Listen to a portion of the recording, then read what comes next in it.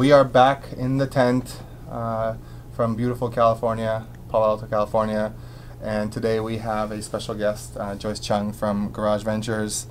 Joyce, thanks for making time and joining us here in our tent. Thanks for having me in your tent. I hope it's not too uncomfortable for you. It's great. So really quickly, tell us who's Joyce, what is Joyce up to, talk about Garage Ventures a little bit, and then we'll get into a couple stories. Again, thanks a lot for making time. Thanks Appreciate for having me. Welcome. It's a pleasure. So my background is I have an undergraduate degree in chemical engineering, so I come from the engineering side. And then I worked at a startup coming out of school and had an opportunity to really experience and sort of fall in love with the entrepreneurial world. It was a systems integration company in the IT space in the very early days of really companies using information technology more strategically. So I was involved in that. I ended up coming out to California to go to business school at Stanford, and I haven't left ever since then, since 1989, and ended up working at a couple of larger companies because I wanted to get, while I really loved the entrepreneurial experience, I wanted to get a sense of what a big company experience, what a great company felt like and looked like. And so I worked at Sony Corporation and Adobe Systems for a number of years. And at Adobe, I had a great experience learning about digital media and spent a lot of time kind of running some product lines there. And then decided I want to get back into the startup world. And I ended up meeting with the guy that ran the Adobe Ventures group. So Adobe had a very active investment group. Are they still around? They are still around. They're a little bit different. I don't hear much about they don't do as much investing as they did when I was there. It's a little bit less active.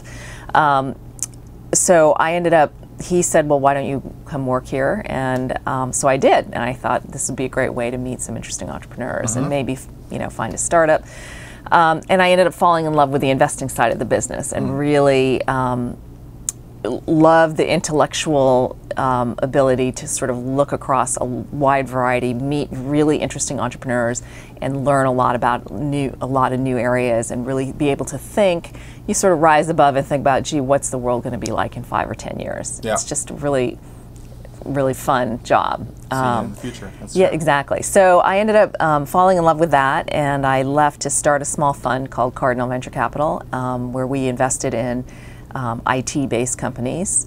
And then several years into that, the market crashed. But in fact, that firm is still we're still managing that out. But I ended up joining the folks at Garage Technology Ventures because we worked together on a few deals, and I got to know them, and they said, hey, we want to expand our fund and our team and raise a new fund. So I've been working with them for the last 5 or 6 years, and it's been a fantastic experience. Garage is very focused on seed and early stage technology-based companies. So we really have a bias towards companies that have a core technology, not something that's sort of defensible, that has sort of core IP value. Because we come in so early, that is our way of mitigating some of the risk.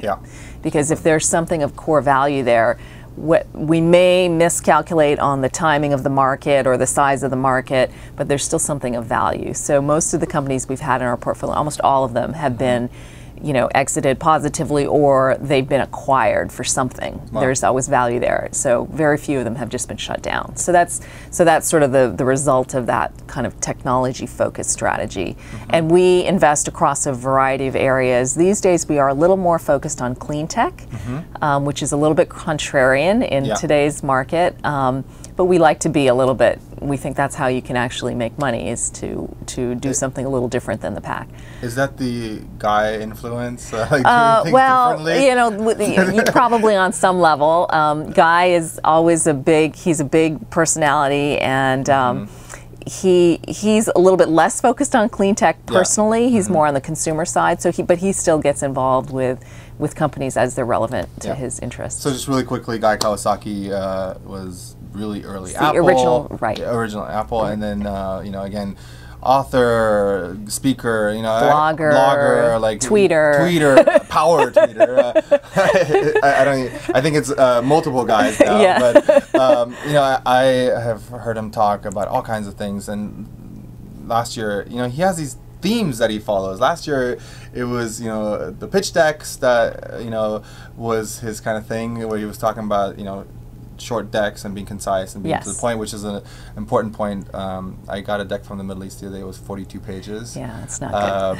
Gwen Edwards was on the show today. She said 3 slides. Yeah. I'm like, anybody who can do it to get their point across in 3 slides is a genius in itself. But tell us a little bit, what is it like to work with Guy? Because he is a big personality. Yeah. And, well, you know what I love about Guy? He will just tell you exactly what he thinks. There is no you know, there's no beating around the bush. He's not, and none of it is personal. It's just, you know, hey, take it for what it is. Here's the deal.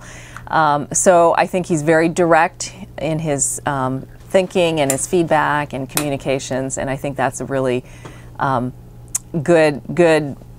I think that's a great communication style for entrepreneurs. I think investors and entrepreneurs, they want to get to the point. They want to, you know, be efficient about their communications, and that's because time is money, and absolutely. And I think especially with investors, when you're pitching, even if it's going to be a no, it's good to hear, you know, relatively quick and not be kind of in limbo. So that's very important. Let's stop really quickly. Okay. My glass cracked. Karen, will you hand me one of the other glasses? It cracked? Yeah, the tea was so hot. Oh my gosh. Danger on the set here. Oh my god. Wow. I'll take that. Watch out. It's kind of full. Awesome. Thank you. I love your thing here. It's That's actually awesome. 220 volt. It's from Iran. So it's an authentic. Yeah. That's awesome. Can I get one of the little things? Yes, thank you, sir. Okay, so let me back this thing up. Okay, sorry about that. No worries. We'll edit this out, cool. Yeah. Okay, so no fluff. So that's an important part, because again, I can tell you from the entrepreneur perspective, raising money is a lot of time invested, and again, most of the time you're not getting the money. Right. So that's one of the things I really like about Guy. It's straight to the point, no BS, no fluff. Yes. And you may not like what he has to say, but it's honest feedback. Right. So that's one thing and that maybe it doesn't rub some people the right way, but it's important. So, absolutely. So tell us a little bit, as far as Garage Ventures, you know, what are you guys up to now? You know, you said clean tech, but you know, tell me, what does Joyce do on a daily basis? I mean, I'm sure you hear tons of pitches, but give us a little perspective of what it's like to you know, be at a fund and be doing investments. Well, you know, these days we're actually doing some work with corporate partners. Mm-hmm. So what we have found, in my experience, I worked at Adobe Ventures, so I have a sense of what the sort of the chasm between big companies and startups and innovation. There is sort of just a mental disconnect, and I think what we have found is that the corporations are actually very interested in innovation and entrepreneurship, and this is the future of their business. But it's very hard for them to understand how to work with entrepreneurs. And conversely, entrepreneurs on some levels would love to have the validation and the financing and the support of a big company, but they work on a totally different time scale and you know, just different mindset and they have a very difficult time figuring out how to make that work.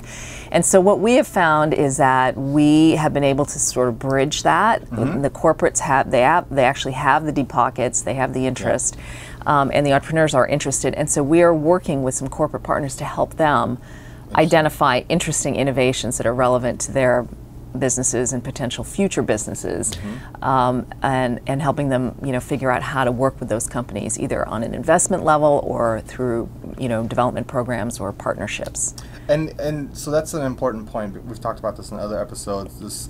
This gap between the behemoths with the deep pockets and the entrepreneurs who are moving at lightning speed and are constantly pivoting, and they can't wait 9 months to negotiate a deal with you know, a big corporation. So, A, you're facilitating this communication. B, you're building the bridge, but also you're almost creating value on both sides, because you're filtering, or you have a better eye for the corporation, and and the other way, you have the ear of the right person if there's an opportunity. So that's very, very important, and I think it's a big pain point in the ecosystem, and that's partially why, you know, a lot of these deals don't get done. Right. And because the startup says, you know what, if I'm going to spend 9 months of my life and then become kind of an outsourced consulting like business that has to do something to please this big company, I might as well just go and do it myself. So very important. So we kind of try to do the same thing, just on a different scale with the Middle East, being this bridge or facilitator and opening communication. So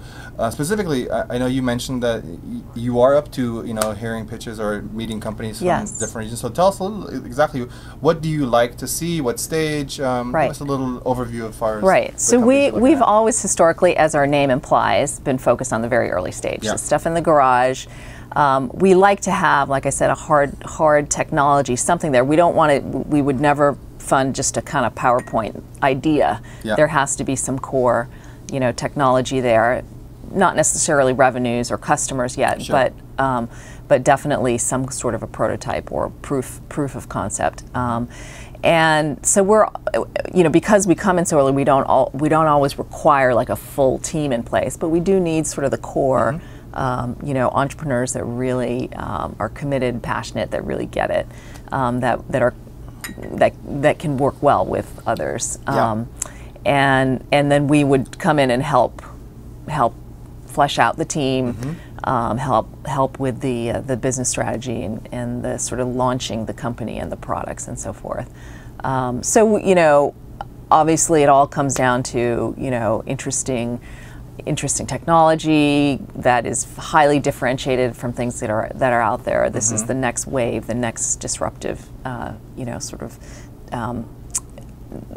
wave of new technology. Great people, and then a growing market. So those are sort of the fundamentals. All very important. Yes. So Joyce, we do this thing called Lessons Through Stories. So I think I showed you the board. In case you haven't seen it, here it is again. These are kind of funny topics, but they all have some relevance with what's going on in the ecosystem, what it takes to build a company. So a couple of them that haven't been covered, and I know I'm putting you on the spot here a little bit. What's 0.5% amongst friends? Or pre-money valuation of 8 million, are you nuts? Or maybe if you just have a story that you want to tell us, maybe you mentioned one earlier. Which one was it? Oh, the best deal you passed on. So, again, it's your choice. Just tell us kind of a funny, cool story that to share with our audience. So that one of your topics, which looks like somebody's already taken, but I'm sure it's probably a little bit different than my story, was about symbiotic relationships. Oh, Bob Rosen. Do you know Bob Rosen? The name Quick, he's at Skype now. Okay. He gives the best talk on symbiotic relationships. Rob, we want you on the show, but he was a mentor at Founder Institute. Oh. And he would come mentor sessions, and for about a year and a half, it was the same talk. I saw the talk 5 times, and to this day, it's still one of the best pieces of mentorship or knowledge I've ever gotten. And he talked about specifically what they did at Quick. With Sprint and Verizon. And super interesting. So that's great. I would highly recommend you talk. But I would love to hear your... So mine is a little different. I love it. Because I know it's different. But it's sort of an interesting twist for me personally, because I'm a VC and my husband's an entrepreneur. And that's funny. We have this interesting dynamic between us, because I think a lot of times the two sides, unless a VC has been an entrepreneur, and sort of really been in the trenches, there is a little bit of a,